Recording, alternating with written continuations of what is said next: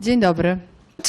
All right, today we'll talk about things that are important. We'll talk about these things in English. So, if anyone here would like to rely on interpreters, please collect earphones. But I will just start in Polish and then I will continue in English. Well, so we will talk about, or we'll ask a question whether what we experience today can be called a farewell to a French-German Europe. A subject, in my opinion, a bit controversial, provocative. However, we are not afraid of any challenges, especially that we have all these great experts. Political sciences experts and two economists. Perhaps I will start by introducing my panelists from the right. Shahin Vallée. Well, he's an expert, an economist, senior fellow at DGAP. In the past, he was an advisor to Emmanuel Macron when he was a Minister of Finance and Economy. Also in the past, advised to Heinrich when he was the head of the European Council before Donald Tusk. With us, we also have former Minister of Finance, Mateusz Szczurek, now an economist and a consultant at the European Bank of Development and Reconstruction, and a member of the Fiscal Board, which is a consulting institution for the EU. And what is also very important for the place to which we are now is working at the Warsaw University at economics chair. And last but not least, we also have Kai-Olaf Lang with us, an expert senior fellow at the German Institute for International and Security Affairs and the Foundation for Science and Politics. He mainly focuses on international affairs and defense and security.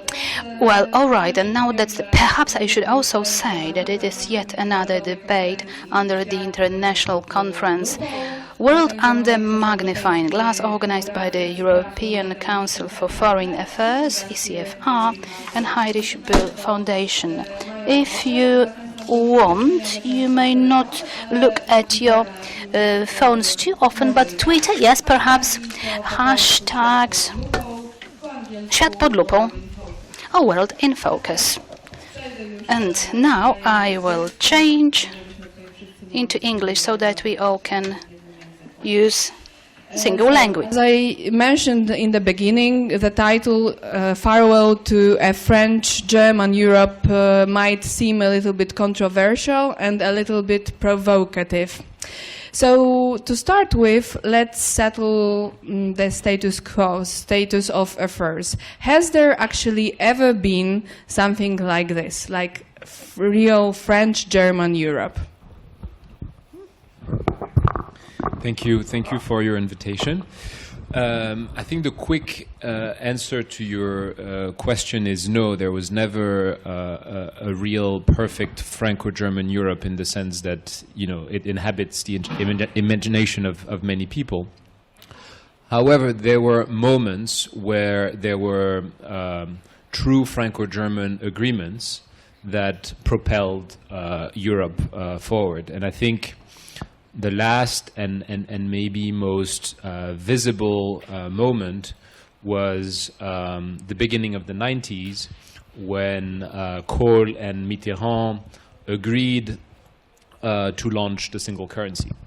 And I think since then we've had a number of Franco-German disagreements, and I don't want to dramatize these disagreements. I think we tend to view Franco-German couple and dynamic as necessarily symbiotic, and I think this is wrong.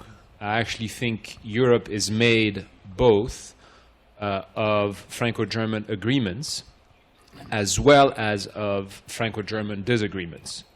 And I think these Franco-German disagreements might be as useful for Europe than the Franco-German agreements, in the sense that they allow to frame an issue, frame the points of tension, and force both for compromise, and force both to gather their camp, so to speak, around the compromise. And so I think we live now in a strange moment where we seek at all cost to create Franco-German agreements. And I think sometimes the price of these Franco-German agreements is an agreement that is very superficial and fickle, and that is not broadly shared by the rest of Europe. And so I think, you know, we have to strive for Franco-German agreements, but we also have to be honest and open about Franco-German disagreements and build on them as much as we build on the agreements. In a way, united in disagreements, not only in diversity. What are your views about the existence of Franco-German Europe ever at all? Could you take the...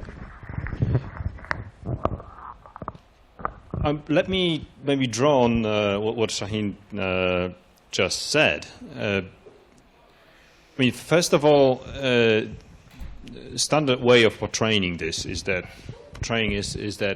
nothing in Europe happens without the agreement of France and Germany. And from this point of view, we still are in a Franco-German Europe. But a question that I would maybe leave unanswered to the other discussant is this really true that the blocking power is Franco-German, or is Germany enough for this? And that is something that I wonder what your opinions are, because it seems like on some issues it's not Franco-German in the sense of preventing things from happening. It's possibly only one-sided.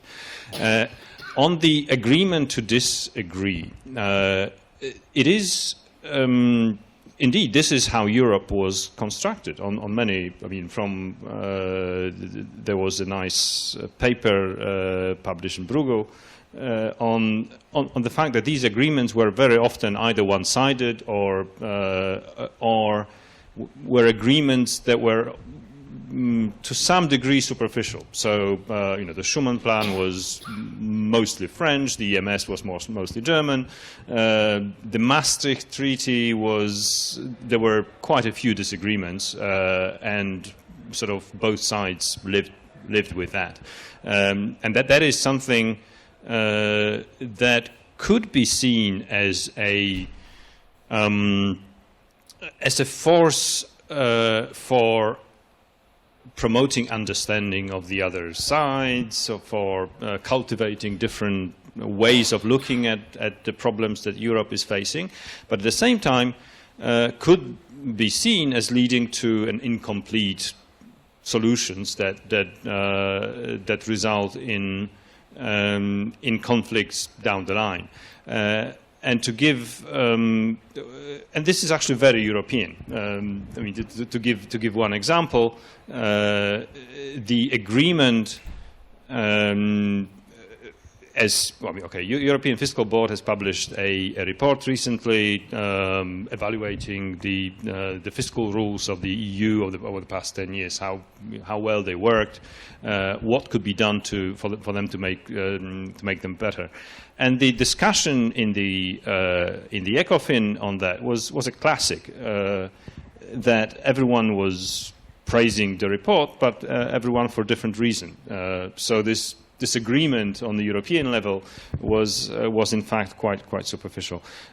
So I think it's important to have this in mind when cheering another treaty or another agreement between, but not just between France and Germany. This is probably the way Europe is always going to work. That some of the agreements are incomplete. And last but not least, I think a well-functioning Franco-German couple is a sort of necessary but not sufficient condition for European integration and the cooperation in the European Union. And I would agree to what has been said, that France and Germany are certainly a decisive but not the defining dyad in the European integration. I would even say these two countries never had a sort of hegemony, but they had temporarily or in certain policy areas a sort of supremacy. In a way, it's a sort of yin and yang. So where we have a sort of inbuilt complementarity and inbuilt conflict. And we have periods where it's rather a little bit more of competition and where it's a bit more of complementarity and cooperation. I think from the very beginning, both countries had some quite substantial differences. For example, views on what the finality should be. In the good old times of Franco-German reconciliation, there was quite some difference about what de Gaulle called Europe européenne, whereas others like Ludwig Erhard said he wants a Europe of der Freien und Gleichen, of free and equal, including especially also the minor, the smaller and middle-sized countries. Also later on we saw that both countries launched important initiatives with other partners. In the field of defense, we had the Saint-Malo meeting between France and Great Britain, which was a sort of starting point for the European security and defense policy. Whereas some of us will remember, in the early 1980s, we had the Genscher-Colombo initiative, German-Italian initiative, which led to the Single European Act, which was a very important milestone in deepening European integration. I would say we have a little bit of challenge now in Franco-German relations for the following reasons. First, and that's not from yesterday, but we had a sort of founding myth in Franco-German relations built on the reconciliation, de Gaulle, Adenauer, and so on. This is fading away, of course, and I think one intention of the Aix-la-Chapelle Treaty 2.0 was to look for a new formula. So, in a way, after the Second World War, we had two weak countries which were looking for new togetherness in Europe, and that's fading away now. The second thing which is new, of course, is 2004, and Franco-German couple has lost the critical mass of creating initiatives and has, in a way, to look for others, for other partners. That's why at some points in the past, at least, the Weimar Triangle was one of the hopeful formats to overcome that. And then I think we will certainly return to that. Also, I think the external environment had a sort of effect on Franco-German cooperation. In spite of all the squabbles we had a sort of, I would call it managed volatility, because the Cold War, the transatlantic relationship were kind of stabilizing that. Now we have complexity, intransparence, new shocks, and that makes it more complex now. Okay, so we have this look into the past when we started in 1957 with West Germany and France being ones of the founding fathers of the European project. Then there was Elysée Treaty, which was kind of renewed recently with Angela Merkel and Emmanuel Macron in Aachen. And I would like to come back now to today, to contemporary situation and times. What's the today's state of this engine, that decisive but not defining, but still, what's the state of this engine still driving the EU integration from its very beginning? Sometimes it's more of a France sometimes it's more of a Germany, sometimes they are really well united. Where are we now? I think what was said earlier about the Franco-German couple being necessary but not sufficient is very important. And to me, there is a recent example of that, which was the Meseberg agreement between France and Germany in June of 2018. This agreement, which was an agreement on reforming the governance of the euro area and creating the embryo of a euro budget, was really dear to Macron's European agenda.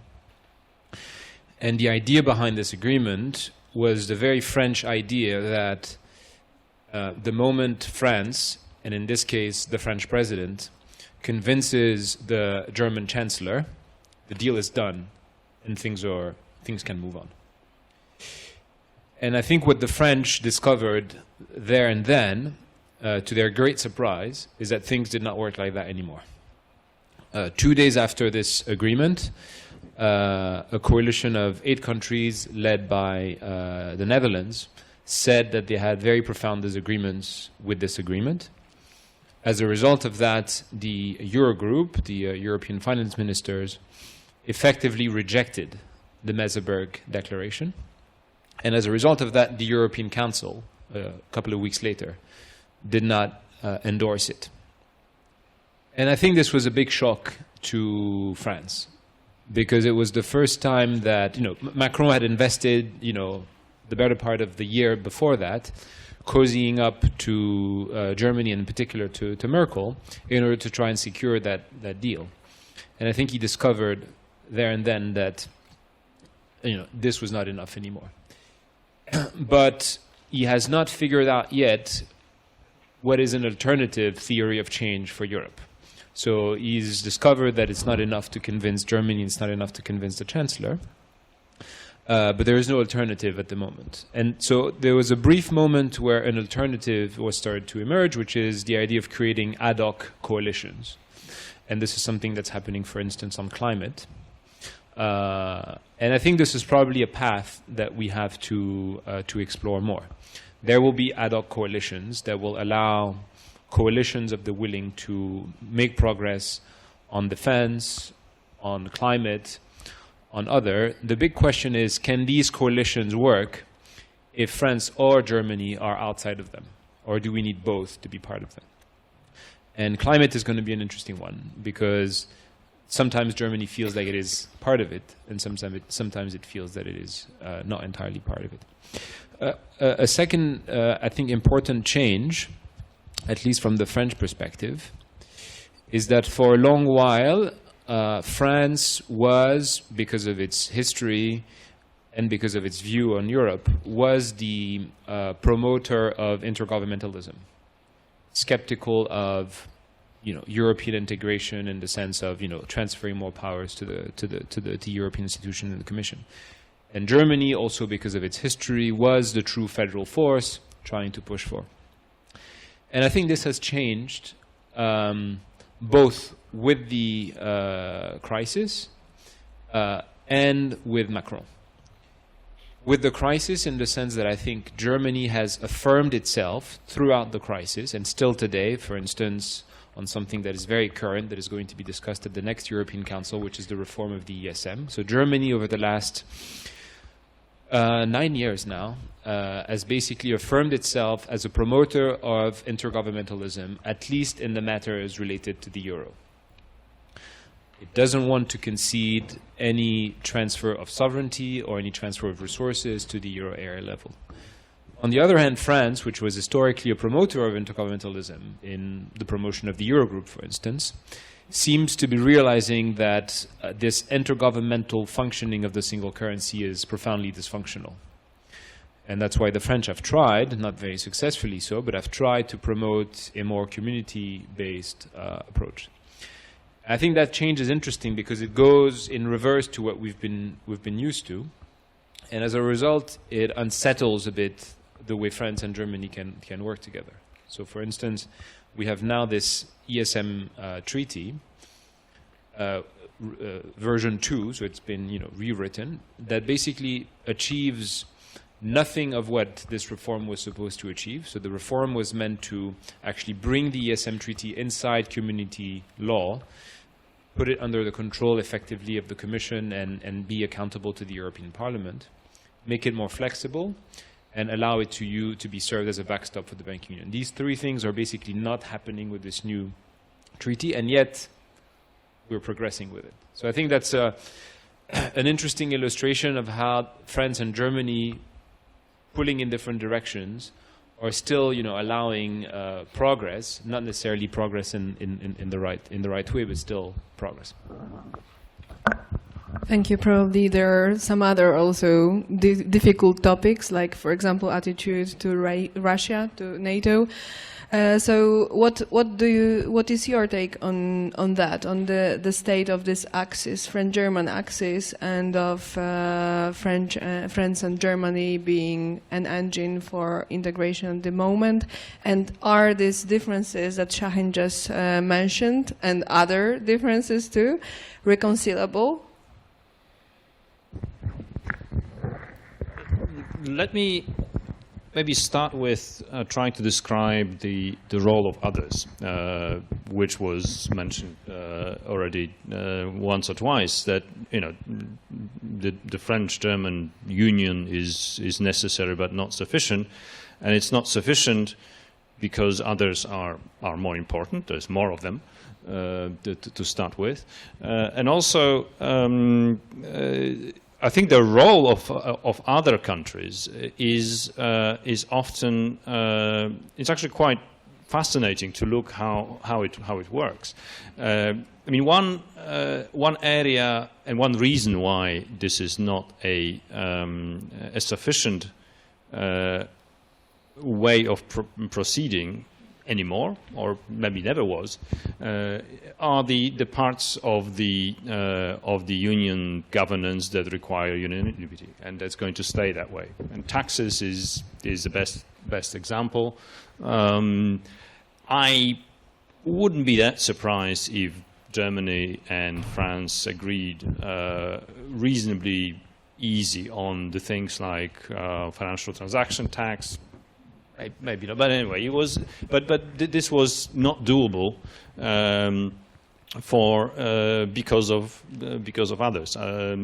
Same with the common consolidated the corporate tax base and so forth. What the discussions are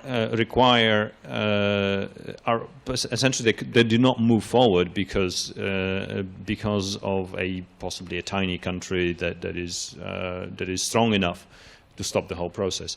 And if anything, this is becoming more critical, partially because there is more of them, so the moral suasion is more difficult. In times of, in 1960s, it was maybe difficult not to agree if the two pillars agreed.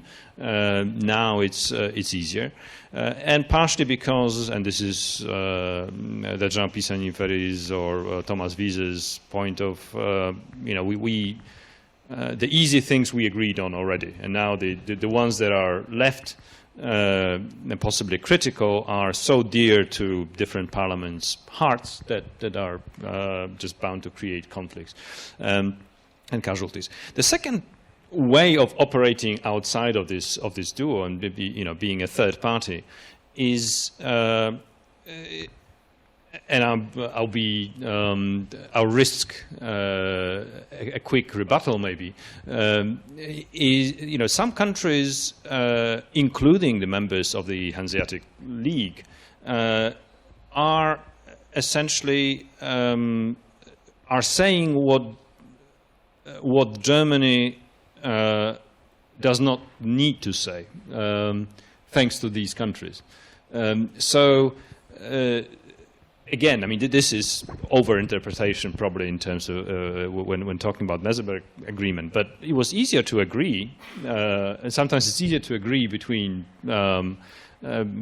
Germany and France because Germany knows there would be the UK, the Netherlands, or some other countries speaking much more strongly and blocking the whole deal.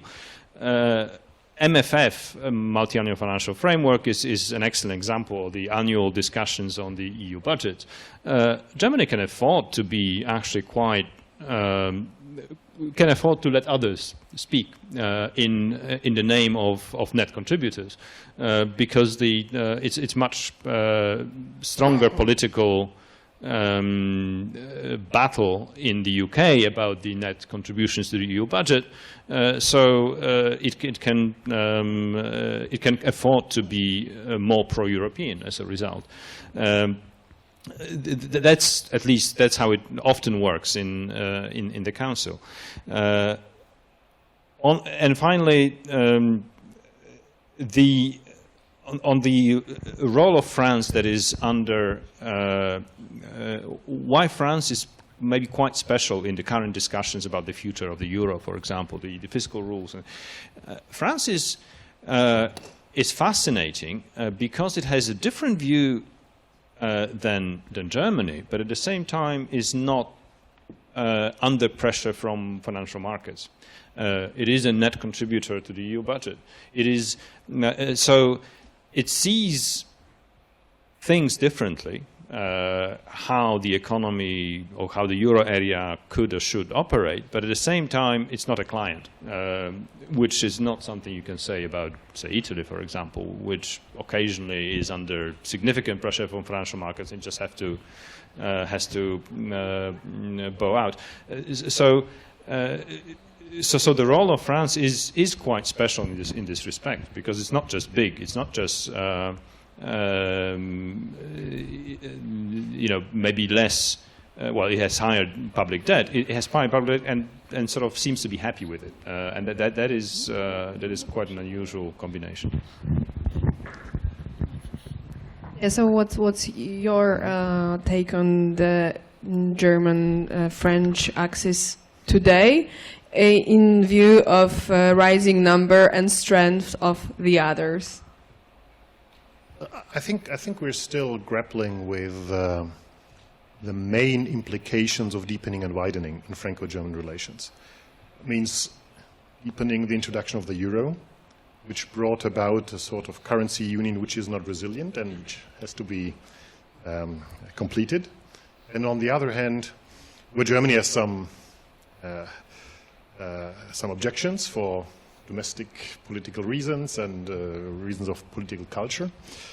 And on the other hand, if you want, the northern and the eastern enlargements, which led to a reshuffle of the balance of power in the European Union, which has been from the very beginning a challenge for France, and probably Germany has been more effective in building bridges towards the others. Not only towards the Central Europeans, with which there is a sort of Mitteleuropäisch, Central European economic bloc, not only with the Northern Europeans, which are like-minded in terms of fiscal conservatism, but also with Southern European countries. I was in Portugal at the beginning of that week, and of course some economists were very critical about Germany's attitude towards reforms of the Eurozone. But at the end, also in terms of political context, the kind of leftist government in Portugal refers more to Germany than to France, in a way. So what we, in certain periods, especially in the wake of the sovereign debt crisis, we had a sort of hub and spoke situation in the European Union, which is also, of course, a problem for Franco-German relations. Now, if we jump to present, I would say there is one problem in sort of, and this has to do with political style, in the way you do European affairs. I think the German Chancellor called this a disruptive approach of President Macron, whereas Germany follows this pragmatic, evolutionary, some say passive way of doing things, aussitzen, wait and see, respond to it with some time lag, if at all. So here we have certainly different ways of doing European affairs. And I think in terms of politics, the big difference both countries have, I would not say it so much, and would here slightly disagree with what Shahin said, in terms of decommunitarization and France getting more supranational. I would even say that President Macron becomes more and more Gaullist. He returns more and more to traditional French European policy, defending national interests. And Germany, on the other hand, has even accepted, not necessarily willingly, some sorts of deepening in the context of the Eurozone crisis, of the ESM. Because Germany is, in a way, not too big to fail, but too big to deny, because it's a systemic country.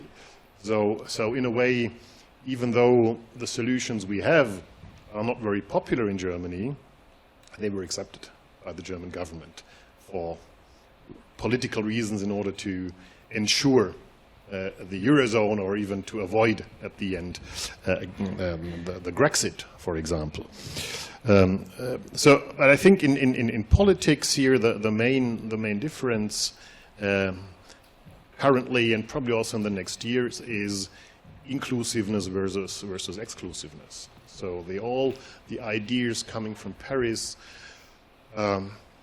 arguing for a refondation, and sort of trying to give more momentum to the European Union by upgrading, not only in terms of financial reforms, but also politically, the Eurozone, but also other initiatives like mini-Schengen and so on.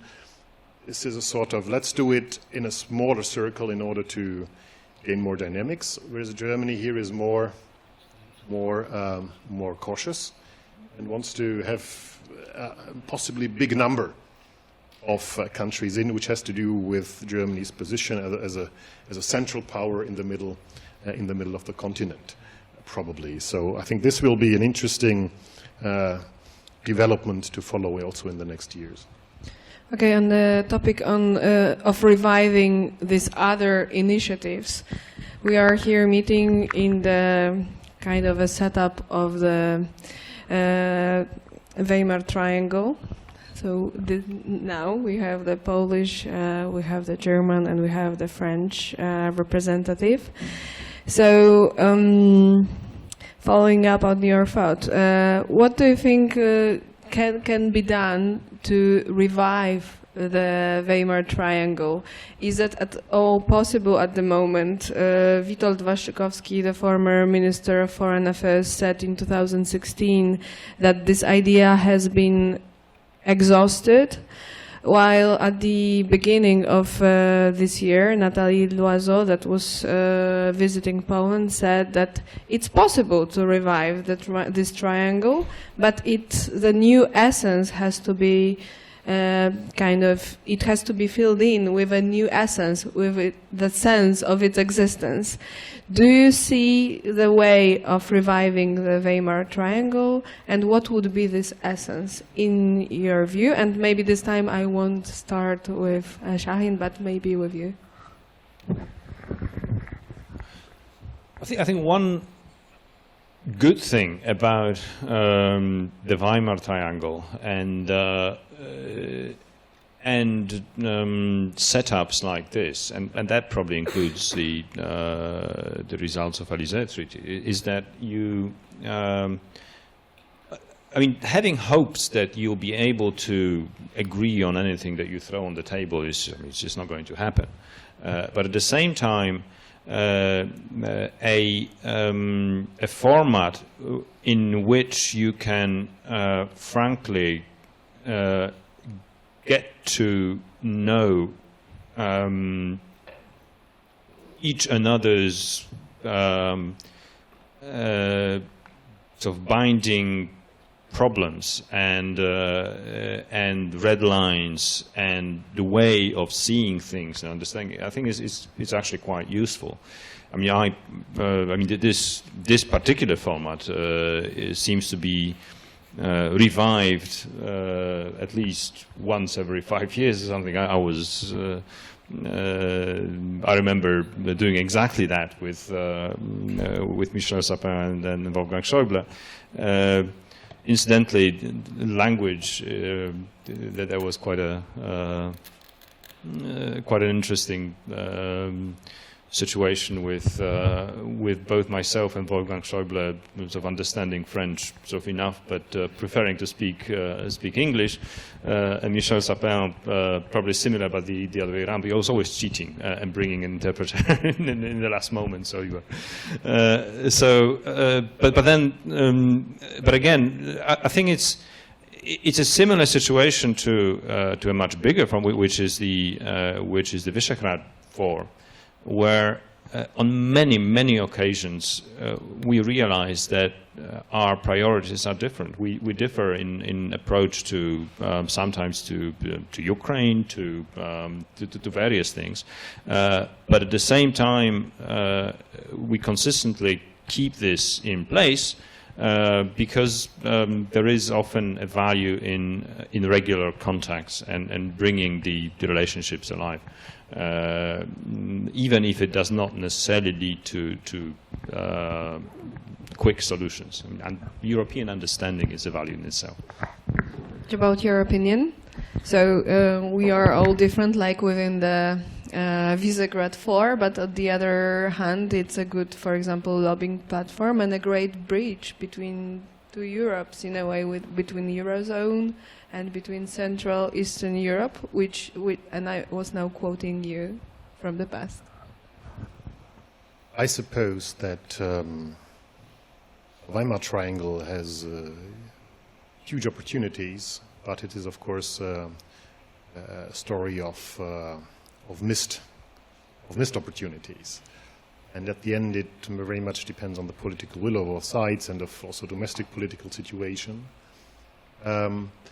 I believe that still it is possible to reach a little bit in some policy areas. There has been at least a sort of common declaration between the ministries of the economy on competitiveness, industrial policies. Ministers of agriculture also have sort of common positioning. It might certainly possible in some areas of Europe's foreign policy, neighborhood policies. We remember even common visits of the ministers in tricky situations in Ukraine. But I think more kind of conceptually, the Weimar Triangle could be an axis of unity for the European Union, because indeed, at least symbolically, it's a sort of a buckle, a sort of a format which entails the most important non-Eurozone country, and which indeed would be an emphasis also from the French side that France is ready to at least strategically follow the inclusive approach. But I'm not sure if these signals are supposed to be sent and if the obstacles in some capitals are not too high in order to revitalize the triangle. Okay, so Weimar Triangle as an axis of unity sounds good, but is it feasible? I think I'm a bit more skeptical. I'm more skeptical because I think there are fundamental obstacles to making the Weimar Triangle a workable forum. I mean, one of which is the political tension, given the domestic political situation here and that in France. The second is, I think, a tension that will only grow in time, and we'll see this also next week, I think, in the European Council, or the week after, sorry, around climate issues, which I think will be a growing dividing line between France and Poland. The second is the euro. You've mentioned it. I think without a clear view in Poland about future euro area integration, it will be very difficult, I think, for France to consider Poland as a member of the club in the same category. And I think the last finance minister who tried is here, but we haven't heard very much on that front since. And the last one, and that goes back to a question you asked earlier, is I think a fundamental and maybe more profound difference around NATO and around the future of the alliance and what this means for European defense. And on this, I don't mean to put the blame, so to speak, on Poland. I think France has had and has made some mistakes in building the idea of a European defense and making it appealing to Poles. The last example that comes to my mind was the creation of a rapid reaction force from which Poland was excluded, which I think was a terrible mistake, given that Poland is one of the few countries that actually has contributed troops to French endeavors in Africa, for instance.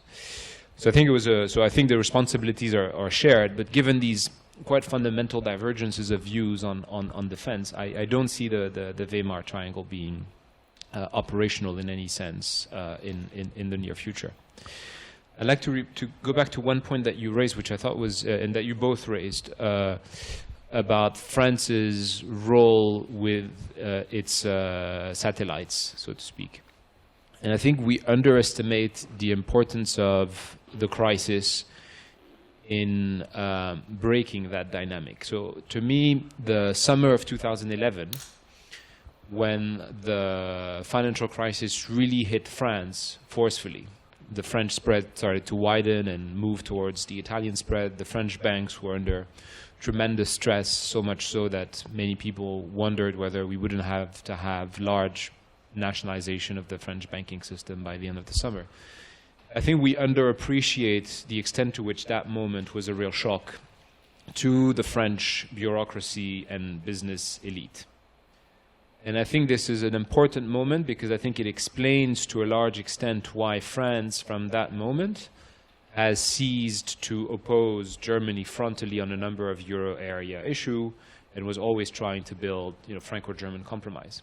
And it explains what you explained earlier, why a large part of the south of Europe, which used to see France as its natural ally, basically understood that the real power broker was Germany and not France anymore. And so I think that creates a fundamental imbalance in the relationship, in the sense that Germany continues to have its natural set of allies that you've described very well, being Northern European for ideological reasons and Central and Eastern Europe for a number of business and political reasons, while France is in fact a lot more isolated because it actually has lost its backyard in the south, and it doesn't want to play that role. It doesn't want anymore to be visible as the ambassador of the view of the south. In fact, France is making every effort possible to distance itself from Italy, from Spain, from Portugal, so much so that basically we no longer have French position papers on any issue. We have Franco-German papers. We have German papers. We have Hanseatic League papers, but we don't have papers from the south of Europe. And I think that's quite an important change that isolates French positions. And I think that, gives a lot more influence on European affairs to Germany than it used to have. Still, I think that with the new European Commission set up, it's that France, in a way, that was a real power broker, in a way, because first Macron kind of killed off the Spitzenkandidat process.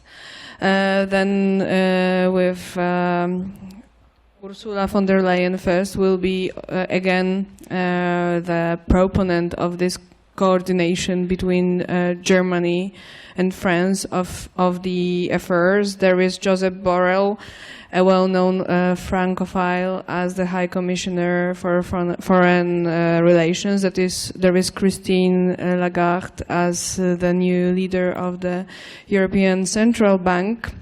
There is Charles Michel, Macron ally, also from his political group, now named Renew, as the successor to Donald Tusk as the European Council head. So, taking on what we just said in a way, what do you think will be the new kind of balance of power with the new European leadership that we see within Europe? Maybe now I will start with Kai-Olaf Lang. One broader remark on Franco-German cooperation and what has been said about this, who is the power broker.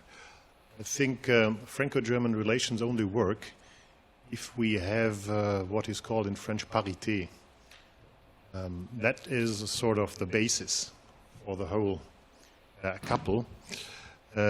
Some of us remember the conflicts around the reform of the decision-making process in the European Union. And most of us would say it was Poland and the resistance against a double majority. But in the context of the Nice Treaty, one of the most important conflicts was a Franco-German one, because President Chirac was opposed to giving demographic criteria more weight, because this would kind of blow up the original design of and the equality. So in a way, if Germany now has a couple of domestic political challenges, party system is readjusting, new economic challenges, and France is more in the play, I think it might not be necessarily a bad thing for our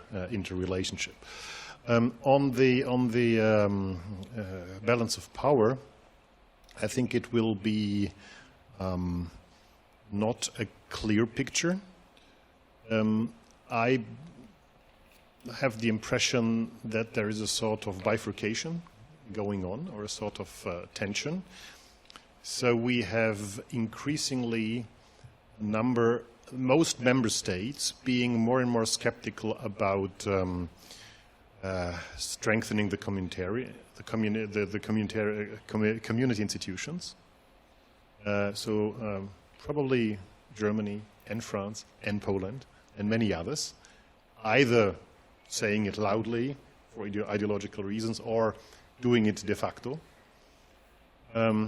So a sort of what the Chancellor at some point said, Unionsmethode, Union Method 2.0, not a sort of let's march towards an intergovernmental EU. No, of course, that's not realistic. Even Polish or the Hungarian governments don't want to have that. They also need sort of effective commission in terms of guarding the common market and so on. But that is one tendency. Hedging the influence, especially of the Commission, in a way. And on the other hand, we have a sort of less visible, but also effective process of gaining ground for the community institutions. So the Commission was quite successful in conquering new policy areas in the last year. We'll try to continue that. Rule of law and democracy policy, maybe not the most powerful area, but it's a new area. Climate policies will also be something where the Commission will have to play a certain role. And then we also had an interesting judgment of the General Court of the European Union in this year on the so-called Opal pipeline, which is the prolongation of the Nord Stream 2 system in eastern Germany. And here the court said, court, which is a community institution per se, that member states have to take into account the principle of energy solidarity, which is enshrined in the treaties, but for the time being is rather an abstract thing. So also here we see a highly relevant decision of a community institution. So in a way, it goes apart, and it will create a sort of new opaqueness in this process. I don't expect a sort of tremendous swing into one or the other direction. I also don't expect that the so-called conferences on the future of Europe, which was certainly a sort of prize to President Macron, which Ursula von der Leyen already pointed out in her political guidelines, that they will lead to a palpable effect. It will be done, and I think it will be more than just meetings and gatherings of experts and citizens. The governments, in a way, have to position themselves, but it will not necessarily be, probably not be the beginning of a new intergovernmental conference or something like that. So now I would like to turn to you with that question, but first one formal remark. After this round, I will open the discussion also to you, to the audience, so please think about your questions. Thank you. The question you raised about the new leadership and the impression it gives of a very strong French dominance on the institution is very interesting. I have a slightly different read. So I agree that Macron has played his cards extremely well in the European Council in order to secure the sorts of nomination package you've described. I don't necessarily think it means he will have as much power and control over the European agenda as it seems. And by that I mean that I think there is a crucial element of being able to deploy power in Europe that he's missing, which is the ability to have a large pan-European and transpartisan coalition able to deliver and enable policies. And I think this he has failed. He has failed completely. The new group that you mentioned, Renew, is a very fragmented group. En Marche within it is quite weak. And this group has been unable to build bridges to its left and to its right.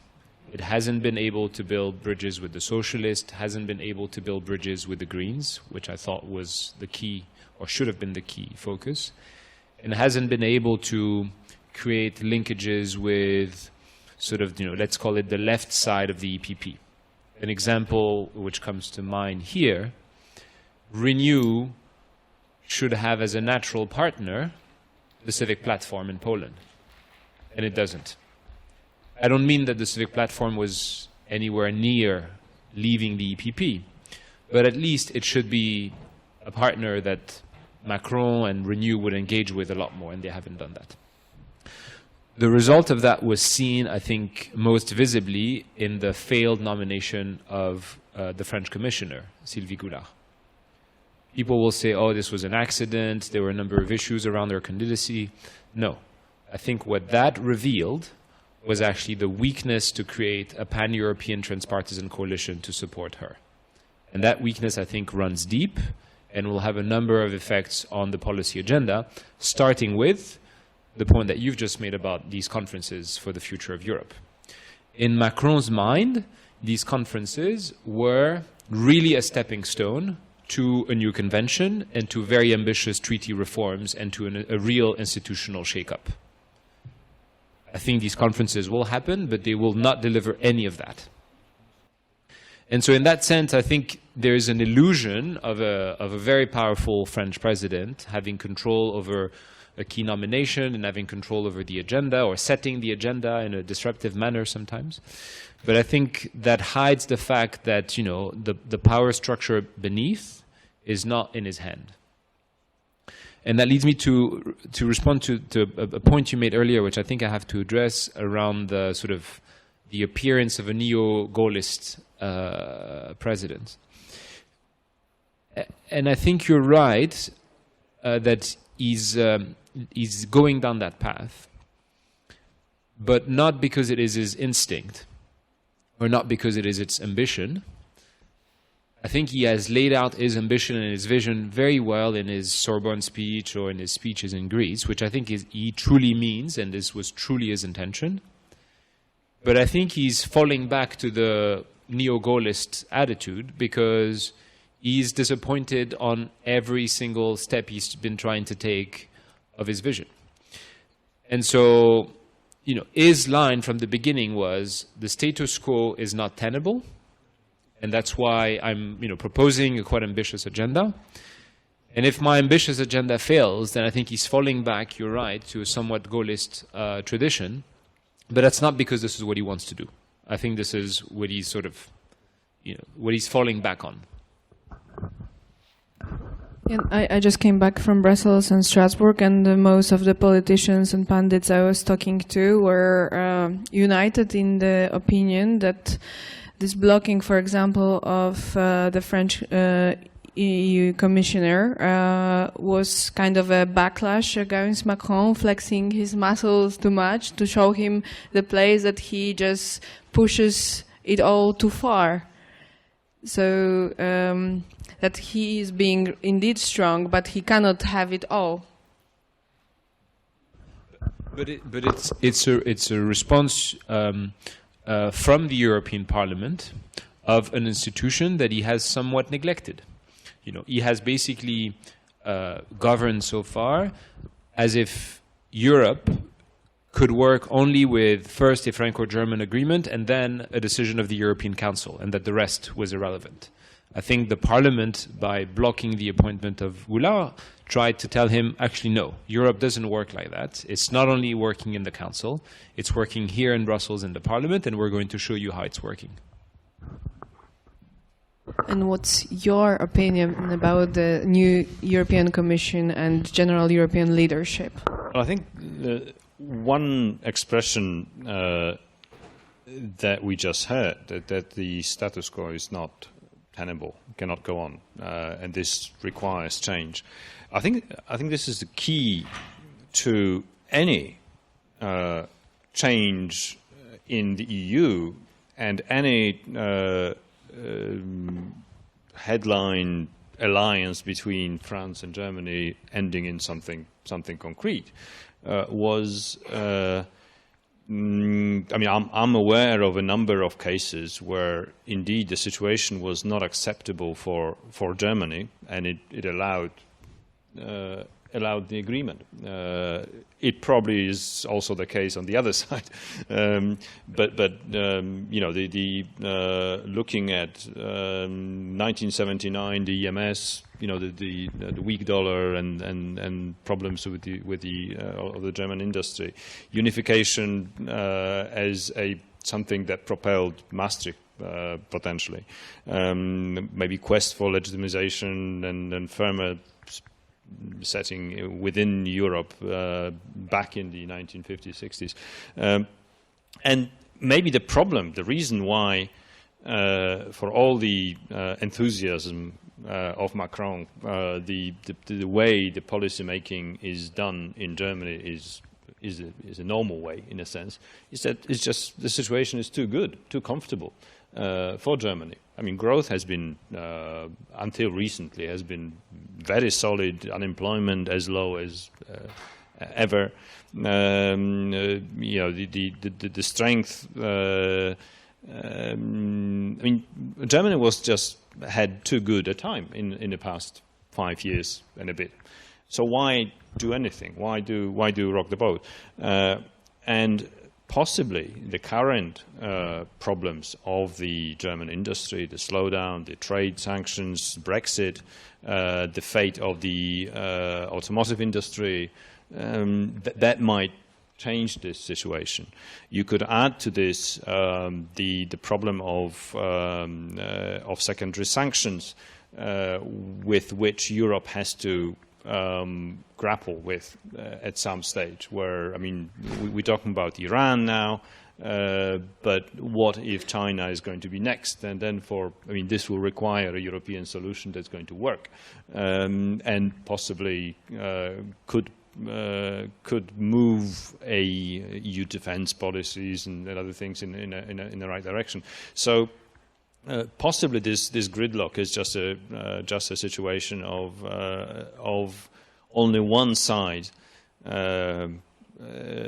really wanting a change, while others were. I mean, this is just too comfortable a situation to be risking politically any movement.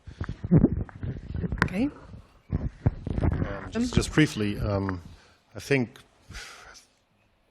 3 years ago or so, we had a constellation where Germany was the status quo power. And what really changes the status quo in the European Union fundamentally is Brexit, of course. And maintaining the status quo, in my reading, in the current situation, is not necessarily a bad thing. So I think maintaining the unity, strengthening the cohesion, and doing, of course, some partial reforms, but in a rather prudent way, in order to have all on board, in order to avoid further fragmentation, does not equal stagnation.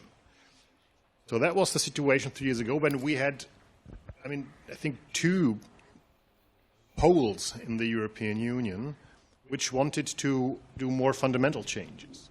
The French president, of course, and some Central European countries. Changes probably in the other direction, opposite. Now, this constellation has changed, I would say. We have a convergence between Germany and Central Europeans, probably, in this respect, which are all, does the Polish government talk about treaty reforms? Not really. Does Viktor Orban talk about treaty reforms? Maybe sometimes, but it's not what is on the agenda at the moment. Whereas France, knowing all the restrictions you talked about and the German kind of cautiousness, now tries to play at least rhetorically and sometimes also practically hardball. And in a way, it's now kind of, let me provoke a bit, sometimes President Macron appears to be appears to make France a revisionistic power. Especially all these kind of concerning his comments on security, NATO, and Russia, which, by the way, is a risk and an opportunity at the same time. If we have the condition of a further Trump administration,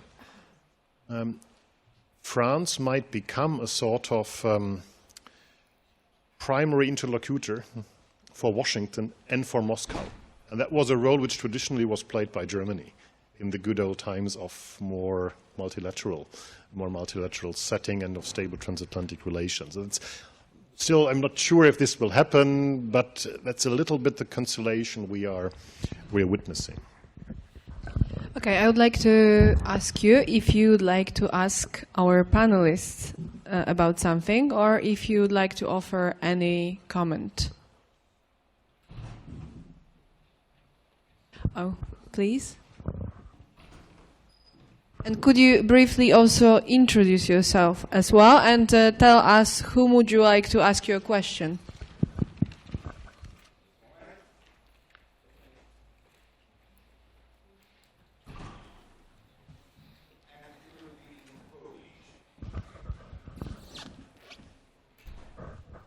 Dzień dobry Państwu. Nazywam się Jerzy Kiełbowicz. Będę mówił wolniej.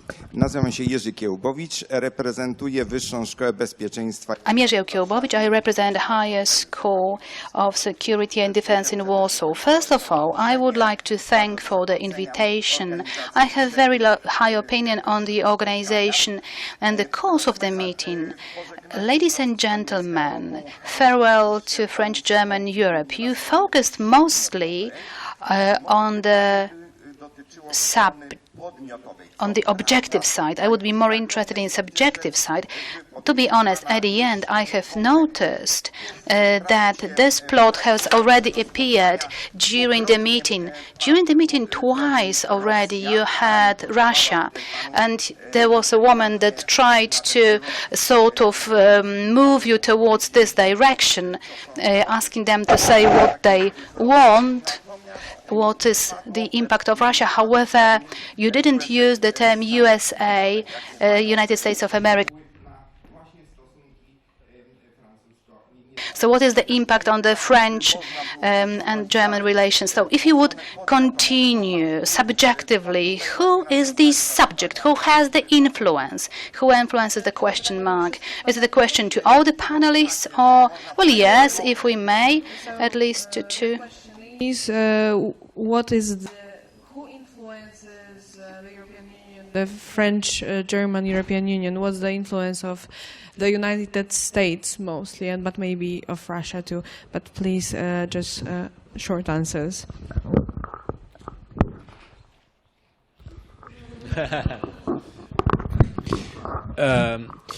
Well, in an historical sense, I think it's clear that the US has influenced Europe and Europe's construction a lot more than Russia. I sense in your question an interrogation about France's position vis-à-vis Russia and this recent comment or change of tone by Macron, which is, I think, creating a lot of interrogations in Europe. My impression is that what is perceived as a real radical geostrategic change on the part of the French president is not. And I think it is rather informed by a series of important but fairly local conflicts where Russia plays a central role and where France has a keen interest in finding a solution with Russia. So I was surprised that this overture to Putin was viewed with so much concern in Poland and elsewhere, because to me it was very much in line with what Macron had said and done before, in particular vis-à-vis Syria. Even before the French election, Macron had said in Syria, and in fact across the Middle East now, Russia has become a player that we can no longer avoid, and there will never be peace in Syria if there is not an agreement with Russia. That's the things that we see, but the things that we don't see is that Russia is also involved in many parts of Africa where France has key strategic interest. In the Central African Republic, actually Russian soldiers have played a very important role and were, in fact, in many cases, relieving some of the efforts by French troops. In Madagascar as well, Russia has played a very important role. So I think there is a number of smaller countries where Russia plays a very important role that escape the attention of the public in Europe, and that, in my view, explain a lot why it was important for the French president to have a more or less antagonistic relationship with Russia. I don't think it fundamentally changes France's orientation vis-à-vis the transatlantic relation or vis-à-vis the rest of Europe. The other thing that I want to say about NATO, which I think is important and may have been misunderstood and I think falls in that category. So I was very surprised that this interview that Macron gave in The Economist created such a violent response, because to me, he didn't say anything very new from what he had said before. The choice of word was different. So, to use the expression "brain dead" was probably what shocked people. But the French, and I have to say I tend to share this view, have been skeptical for quite a while about how solid the NATO commitment is. And I think that's a view in France that starts way before Trump. It's a view that starts even with Obama. Obama's attitude in Syria is, in the eyes of the French, a sign of American withdrawal. America's attitude in Ukraine is a sign of America's withdrawal. And I think for many people in France, the reality is that we're moving from one extreme of the post-war world where the US was basically the policeman of the world and understood and accepted as such, to a situation where the US is withdrawing from a number of areas where it wanted to secure stability. started with the Middle East, but also possibly with Europe. And I think the key question for us is, do we really believe that if we have Russian tanks in Riga tomorrow, the Americans will fight and will lose soldiers and lives in Riga? I think us French, regardless of what Article 5 of the NATO treaty says, have some doubts. And as a result of these doubts, we are saying we believe we have to build an alternative to NATO. It doesn't need to go against NATO. It doesn't need to be in opposition to NATO. It can completely be complementary to NATO.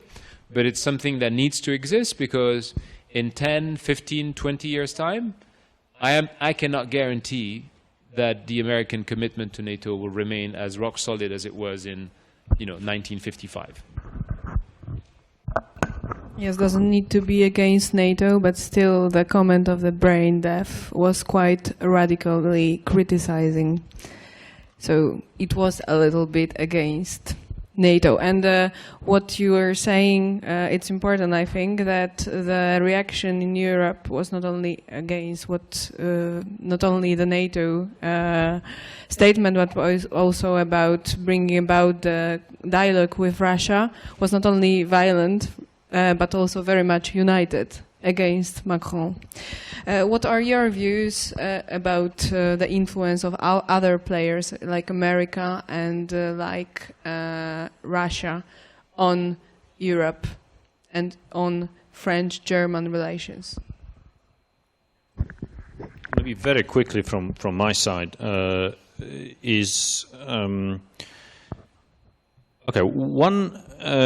one experience of the past 3 years was Brexit, which from the European point of view was almost a joy to watch a display of unity in the negotiations. Of course, the whole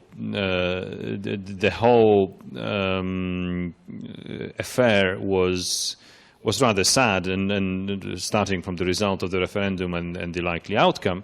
But at the same time, linked with this particular question about individual member states, in particular big member states, trying to judge their own interests versus the interests of the whole union, that was a nice example of unity, I suppose.